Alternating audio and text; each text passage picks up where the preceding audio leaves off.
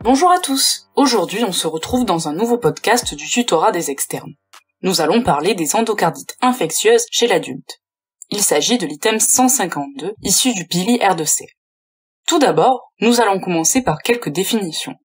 L'endocardite infectieuse est une infection d'une ou plusieurs valves cardiaques, natives ou prothétiques, le plus souvent par une bactérie, plus rarement par un champignon. Les agents infectieux gagnent la circulation sanguine via une porte d'entrée, puis se fixent au niveau de la valve. Il existe plusieurs types de portes d'entrée. Elle peut être cutanée ou endovasculaire, par le biais de matériel étranger tels que des cathéters veineux ou des cathéters d'hémodialyse, un pacemaker ou bien encore, en cas de toxicomanie, intraveineuse. Les agents infectieux seront alors du Staphylococcus aureus, des staphylocoques à coagulase négative ou encore des candidats. On peut retrouver également une porte d'entrée bucco-dentaire, avec dans ce cas plutôt des streptocoques oraux, ou des bactéries du groupe HACEK. La porte d'entrée peut aussi être digestive. On aura alors des streptocoques du groupe T, ou bien des entérocoques, qui quant à eux, peuvent aussi se retrouver en cas de porte d'entrée urinaire. Il faut savoir que les patients atteints de cardiopathie sont à risque d'endocardite infectieuse. Ces cardiopathies ont été classées en deux groupes. Le groupe A, qui est à haut risque, on y retrouve les patients porteurs de prothèses valvulaires, les patients souffrant de cardiopathie congénitale cyanogène avec un shunt persistant et dérivation chirurgicale, et les patients ayant des antécédents d'endocardite infectieuse.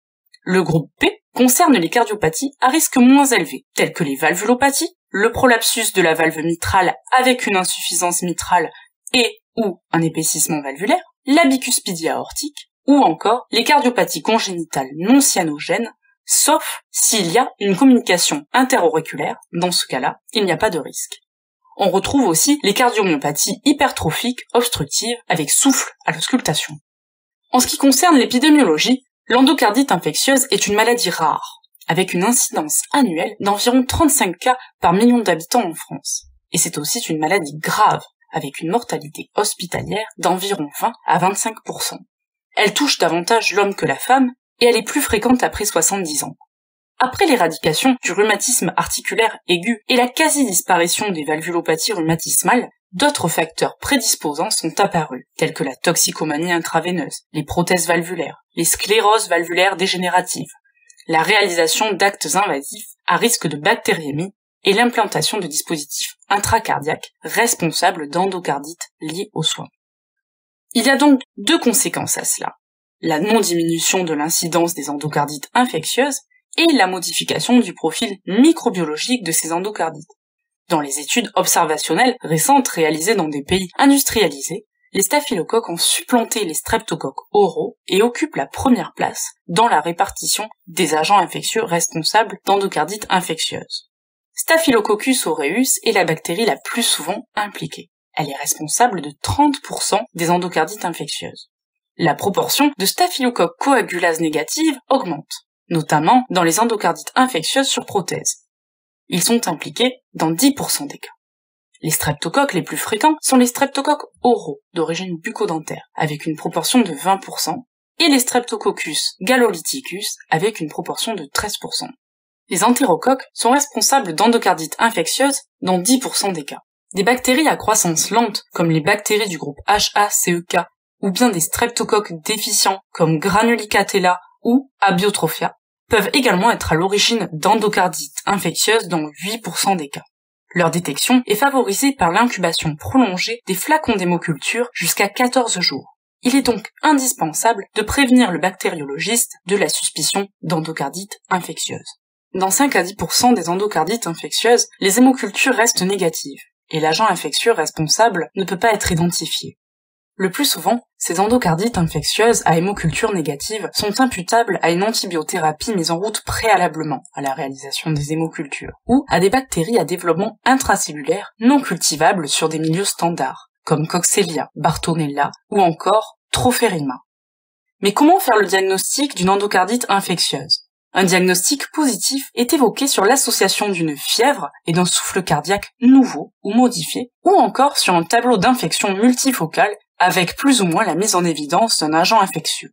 Le diagnostic est confirmé par la présence d'une anomalie intracardiaque. Il faut bien retenir que toute fièvre inexpliquée chez un patient ayant une valvulopathie est une endocardite infectieuse jusqu'à preuve du contraire. Nous allons maintenant discuter des arguments cliniques du diagnostic. L'endocardite infectieuse est une maladie systémique, avec une présentation très polymorphe. On peut retrouver une forme typique associant des signes généraux avec une fièvre et une altération de l'état général, associée à des signes cardiaques, avec l'apparition ou la modification d'un souffle cardiaque, et des signes extracardiaques correspondant aux localisations infectieuses, aux manifestations emboliques cérébrales et extracérébrales, ou encore aux manifestations immunologiques. On peut aussi retrouver fréquemment des formes trompeuses, avec une fièvre nue, aiguë ou prolongée, ou encore des arthralgies, ou des lombalgies fébriles. Certaines formes sont révélées par une complication inaugurale, comme une insuffisance cardiaque fébrile, des signes neurologiques fébriles, ou encore des emboles. On peut aussi quelquefois retrouver une alternance d'épisodes de fièvre, ou des périodes d'apyrexie, spontanée ou secondaire à une antibiothérapie prescrite sans diagnostic étiologique. Dans ce contexte, la récidive de la fièvre à l'arrêt de l'antibiothérapie est évocatrice du diagnostic d'endocardite infectieuse. Qu'en est-il des arguments microbiologiques du diagnostic? L'examen fondamental correspond aux hémocultures. Elles permettent l'identification de l'agent infectieux pour cibler l'antibiothérapie. La quantité de sang mise en culture conditionne la sensibilité de l'examen. Le volume optimal est de 40 à 60 ml chez l'adulte, soit 3 paires d'hémoculture. Dès la suspicion diagnostique et avant toute antibiothérapie, il faut faire 3 prélèvements sur 24 heures, espacés d'au moins 1 heure, pour les cultures aéro-anaérobie.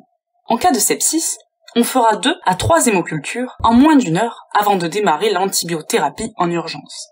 Chaque prélèvement doit être fait à partir d'une ponction veineuse distincte et ceci est valable même en l'absence de fièvre ou de frisson. En cas d'hémoculture négative, s'il y avait une antibiothérapie préalable, il faut l'interrompre et répéter les hémocultures en faisant 3 prélèvements sur 24 heures après au moins 72 heures d'arrêt de l'antibiothérapie. En l'absence de critères nécessitant un traitement urgent, tels que des végétations, ou un abcès évident à l'échographie cardiaque, ou encore une destruction valvulaire, ou bien un choc septique. En l'absence d'antibiothérapie préalable, il faut réaliser des sérologies Coxiella et Bartonella et prendre un avis spécialisé. Le diagnostic prend également en compte des arguments échographiques. L'échocardiographie permet d'affirmer le diagnostic d'endocardite infectieuse. En première intention, on réalise une échographie transthoracique, car c'est un examen rapide, non invasif, aisément accessible dans de nombreux centres. Mais cependant, l'échographie transœsophagienne est fréquemment indiquée, compte tenu d'une meilleure sensibilité pour détecter des végétations, en particulier en cas d'endocardite sur prothèse. La première échographie cardiaque doit être réalisée dès connaissance de la positivité des hémocultures. En cas de forte présomption clinique et de négativité de l'échographie initiale, on répète l'examen 7 à 10 jours plus tard, car les anomalies peuvent être détectées de façon retardée, même sous antibiothérapie. Une échographie cardiaque normale n'élimine pas le diagnostic. Les lésions recherchées en échographie cardiaque sont les végétations, les perforations valvulaires, les abcès périvalvulaires ou les abcès septaux, ou encore une désinsertion prothétique récente. On fera également un bilan du retentissement cardiologique avec une étude de la fonction systolique et une quantification des fuites valvulaires. D'autres examens d'imagerie peuvent être réalisés pour documenter l'atteinte cardiaque si l'échocardiographie est non contributive. Désormais, nous allons aborder les complications de l'endocardite infectieuse. Tout d'abord, il faut savoir que les complications emboliques sont présentes chez 45% des patients. Elles peuvent toucher plusieurs organes simultanément. Les localisations habituelles pour les endocardites infectieuses du cœur gauche sont cérébrales dans 25% des cas et représentent la deuxième cause de décès des patients. On peut alors retrouver une symptomatologie d'AVC ou d'AIT, avec des convulsions fébriles, des troubles de la conscience, un syndrome méningé, mais parfois les patients sont asymptomatiques. On retrouve des mécanismes divers et parfois intriqués, une ischémie, une hémorragie, ou des processus infectieux, comme une méningite, un abcès cérébral, ou des anévrismes mycotiques. Tout signe neurologique fébrile doit faire évoquer le diagnostic d'endocardite infectieuse et doit conduire à l'auscultation cardiaque, ainsi qu'à la réalisation d'hémocultures. On retrouve des localisations extracérébrales dans 30% des cas, avec des abcès ou des infarctus de la rate, des reins et du foie. Aux membres, on peut avoir un tableau d'ischémie aiguë ou subaiguë, et on va pouvoir également retrouver une arthrite, des petites et grosses articulations. On peut aussi retrouver une spondylodicite. On peut également avoir une atteinte des coronaires, avec un tableau d'ischémie myocardique.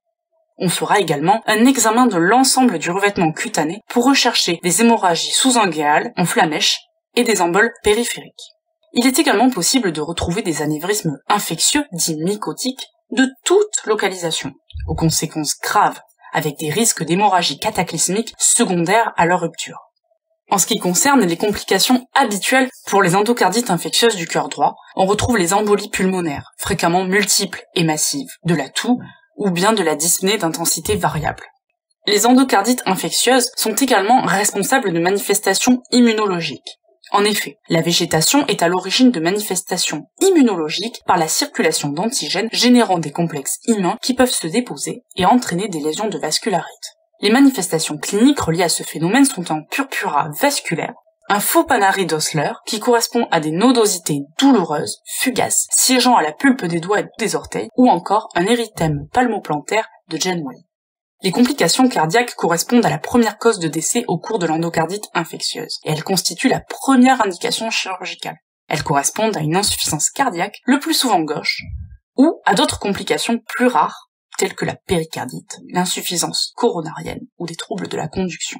Les complications infectieuses sont souvent un mode de révélation de l'endocardite infectieuse, avec une arthrite, des spondylodicites, des abcès, ou dans le pire des cas, un sepsis, ou choc septique. La prise en charge d'un patient atteint d'endocardite infectieuse doit toujours être conduite en milieu hospitalier par une équipe multidisciplinaire habituée à ce type de prise en charge. Parlons désormais du traitement de l'endocardite infectieuse. Il repose sur l'antibiothérapie. Le principe général est d'obtenir l'éradication microbienne définitive au site de l'infection. Elle est difficile à obtenir parce que l'endocarde est faiblement vascularisé et la fibrine protège les bactéries de la phagocytose. De plus, l'inoculum est important. Et les bactéries sont en phase de croissance lente. La bactériémie est également permanente avec une recolonisation régulière des végétations. D'où la nécessité d'une antibiothérapie bactéricide, prolongée, à forte dose, constamment administrée par voie parentérale à la phase initiale. Cela nécessite également une actualisation régulière des protocoles d'antibiothérapie, des informations bactériologiques indispensables pour la bonne conduite de l'antibiothérapie en fonction de l'agent infectieux. On débute une antibiothérapie probabiliste juste après les prélèvements des hémocultures, s'il y a un sepsis ou un choc septique, ou encore une forte suspicion clinique d'endocardite infectieuse. D'autant plus si on a des images évocatrices en échographie cardiaque. Ou encore, s'il y a une indication de chirurgie valvulaire en urgence. Dans toutes les autres situations, l'antibiothérapie est documentée et adaptée aux résultats des hémocultures. Il n'existe pas de critères de guérison formelle. Seule l'absence de rechute permet de conclure à la guérison. On doit également traiter la porte d'entrée. Elle doit être recherchée systématiquement et orientée par la nature de l'agent infectieux. Son traitement dépend de sa nature. Dans le cas d'une porte d'entrée cutanée, on fera bien attention à l'examen de l'ensemble du revêtement cutané. On fera une échographie transœsophagienne à la recherche d'un premier relais endovasculaire et non pas d'une porte d'entrée, notamment en cas de matériel endovasculaire tel que des prothèses valvulaires, un pacemaker, un défibrillateur implantable. En cas de présence de cathéters veineux centraux, on pourra faire une ablation et une mise en culture du cathéter. En ce qui concerne une porte d'entrée dentaire, on pourra faire un orthopantomogramme ou une consultation dentaire. Pour une porte d'entrée digestive, on fera une coloscopie totale et une imagerie abdominale. Si c'est une porte d'entrée via les voies biliaires, on fera une imagerie des voies biliaires. Et en cas de porte d'entrée urinaire, on fera un ECBU ou bien une imagerie du tractus urinaire. En cas de suspicion d'endocardite infectieuse, en pratique, tout d'abord, on fera le bilan diagnostique initial avec l'examen clinique, les hémocultures et l'échographie cardiaque. Ensuite, on recherchera un critère de gravité, comme une insuffisance cardiaque non maîtrisée par un traitement bien conduit, un choc hémodynamique ou un choc septique. Ensuite, nous ferons la recherche de localisation extracardiaque sur point d'appel quasiment systématiquement. Pour cela, on fera un scanner thoraco-abdominopelvien et un IRM cérébral. Et pour finir, nous ferons une prise en charge de la porte d'entrée si elle est évidente et au premier plan, par exemple dans le cas d'un abcès dentaire ou d'une infection sur cathéter. Nous allons désormais aborder le sujet de la prévention primaire, qui concerne les patients atteints de cardiopathie à risque, et la prévention secondaire, qui concerne les patients qui ont déjà eu une endocardite infectieuse. Les médecins généralistes et les dentistes jouent un rôle essentiel dans la prévention. Tout d'abord, avec l'éducation à la santé. Il est important de maintenir un bon état bucco-dentaire et d'avoir des consultations chez le dentiste 1 à 2 fois par an. Il faut également une surveillance cardiologique régulière, et une hygiène cutanée irréprochable, avec une désinfection des plaies. On évitera toute effraction cutanée aux muqueuses, telles que des piercings, des tatouages, de l'acupuncture ou des cathéters. On consultera un médecin en cas de fièvre, et on explorera toute fièvre sans cause évidente, par le biais d'hémoculture. On évitera les antibiothérapies à l'aveugle, et on demandera des avis spécialisés. On limitera également les gestes invasifs, en particulier endovasculaires. La deuxième mesure de prévention est l'antibioprophylaxie de l'endocardite infectieuse. On l'a déjà dit, l'endocardite infectieuse survient après une bactériémie, et certains actes médicaux, en particulier dentaires, y compris le brossage des dents, entraînent une bactériémie. Les agents infectieux en cause sont habituellement sensibles aux antibiotiques. La prévention des endocardites infectieuses secondaires à un acte à risque de bactériémie est justifiée chez les patients à haut risque d'endocardite infectieuse qui doivent subir une procédure à haut risque. Ces schémas rejoignent les règles générales de l'antibioprophylaxie. Il faut que le pic d'activité de l'antibiotique soit maximal au moment du geste. Et il faut limiter la durée à celle du risque de bactériémie. Selon les recommandations, l'antibioprophylaxie de l'endocardite infectieuse n'est justifiée que chez les patients à haut risque, comme les porteurs de prothèses valvulaires, ceux ayant un antécédent d'endocardite infectieuse, les patients atteints d'une cardiopathie congénitale cyanogène, qui doivent avoir des soins dentaires à haut risque, des gestes qui nécessitent une manipulation de la gencive ou de la région périapicale ou une effraction de la muqueuse. Dans les autres situations, et notamment pour les autres cardiopathies ou les procédures portant sur les voies aériennes, digestives, urinaires ou cutanées, l'antibioprophylaxie n'est pas justifiée. Concernant cette antibioprophylaxie, on prescrira une amoxicilline per os à dose unique dans l'heure précédant le geste. En cas d'allergie au bêta-lactamine, on prescrira de la clindamycine. Également, on remettra une carte de patient à risque d'endocardite à présenter avant toute procédure bucco-dentaire. Voilà, nous arrivons donc à la fin de ce podcast fait par le tutorat des externes. En espérant qu'il vous ait plu, n'hésitez pas à nous faire des retours. À bientôt!